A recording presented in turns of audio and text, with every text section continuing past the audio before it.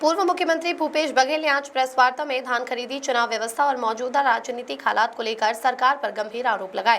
धान खरीदी को किसान विरोधी बताया। बघेल ने कहा कि इस बार धान खरीदी पूरी तरह अव्यवस्थित है। एग्रोस्टैक की तकनीकी गड़बड़ी से हजारों किसान परेशान। आदिवासी क्षेत्रों में वन विभाग की अनुमति होने के बाद भी धान खरीदी नहीं, सर्वर बार बार ठप, फॉर्म जमा करने की लंबी लाइनें। बीएलओ की ड्यूटी के दौरान केचुए के काटने से मौत पर चुनाव व्यवस्था पर सवाल उन्होंने कटाक्ष किया कि केंद्रीय चुनाव आयोग अब केचुआ जैसा व्यवहार कर रहा है। पीएम मोदी के दौरे पर निशाना।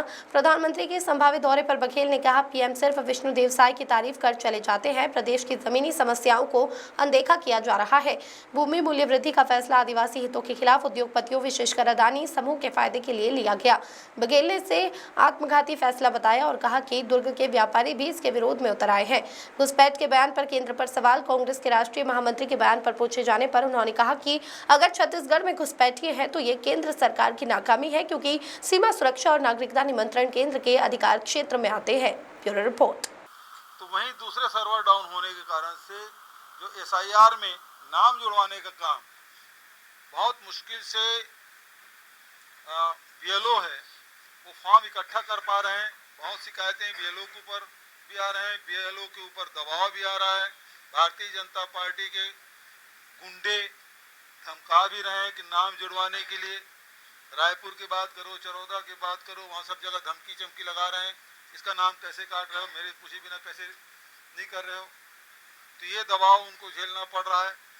और तीसरी बात ये है कि वहाँ भी सर्वर काम नहीं कर रहा है। सब लोग जो नाम जुड़वाने के लिए जा रहे हैं, फॉर्म इकट्ठा हो गया, मान लो किसी जगह 70-80% हो गया, लेकिन अपलोड नहीं हो रहा है।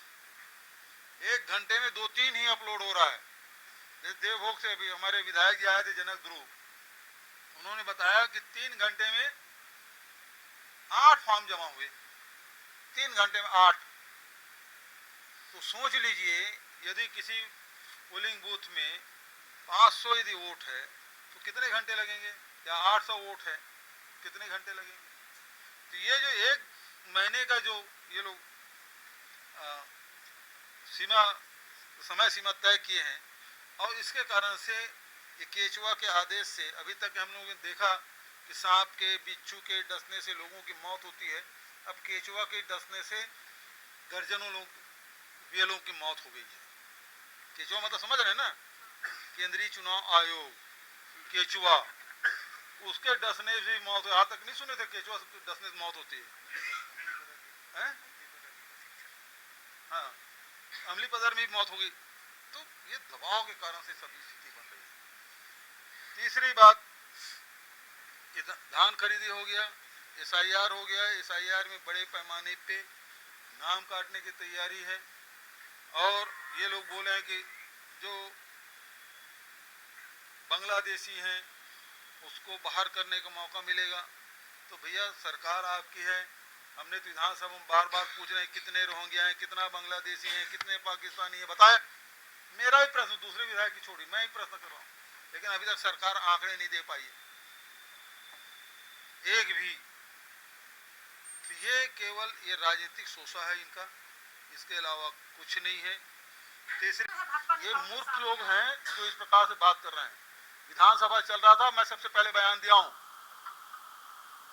तिड़मा की मौत से हमारे जवानों को बड़ी सफलता मिली है, और दूसरा नक्सलियों को बहुत बड़ा झटका लगा है। ये मेरा बयान है, और नहीं तो बयान को निकाल के देख ले, आप दिखा दें उस दोनों को। ये छाती पीटने वाले ये लोग हैं, इनके कार्यालय तक के आते थे वसूली करने। पुराना आप निकाल के देखो, एक आध परिसर में भी नक्सली हफ्ता वसूली के लिए आते थे, मंत्रियों के कार्यालय में आते थे।